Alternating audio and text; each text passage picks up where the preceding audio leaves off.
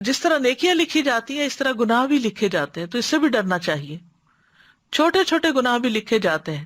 نبی صلی اللہ علیہ وسلم نے حضرت عائشہ سے فرمایا، اے عائشہ، معمولی گناہوں سے اپنے آپ کو بچاؤ، کیونکہ اللہ عز و جل کے ہاں ان کی بھی تفتیش ہو سکتی ہے. پھر آنکھ کی خیانت بھی لکھی جاتی ہے.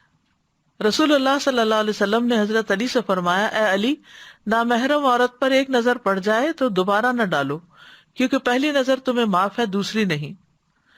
پھر رازوں اور سرگوشیوں کا لکھا جانا، یعنی راز اور وسپرنگ جو ہے، یعنی چپ کے جو باتیں کی جاتی ہیں یہ بھی فرشتے سن لیتے ہیں اور وہ بھی لکھ لیتے ہیں. سورۃ زخرف میں آتا ہے، ام یحسبون انا لا نسمع سرهم ونجواهم بلا ورسلنا لدیہم یکتبون.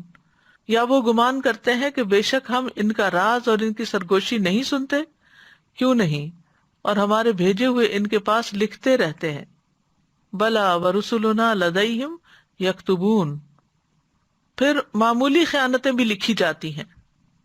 نبی صلی اللہ علیہ وسلم مال غنیمت میں سے ایک جانور کی پیشانی کے بال پکڑتے اور فرماتے، اس میں سے میرا بھی وہی حصہ ہے جو تم میں سے کسی کا ہے، سوائے خمس کے، اور وہ بھی تم پر ہی لوٹا دیا جاتا ہے.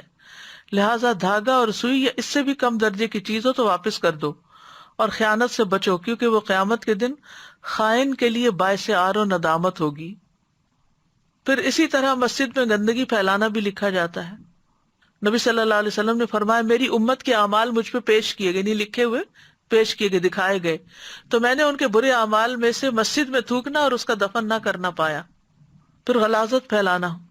نبی صلی اللہ علیہ وسلم نے فرمایا، جس شخص نے قبلہ رخ تھوک دیا وہ قیامت کے دن اس حال میں آئے گا کہ اس کا تھوک اس کی دونوں آنکھوں کے درمیان ہوگا، یعنی پیشانی پہ لگا ہوا ہوگا. پھر اسی طرح تنہائی میں کیے گئے حرام کام بھی لکھے جاتے ہیں.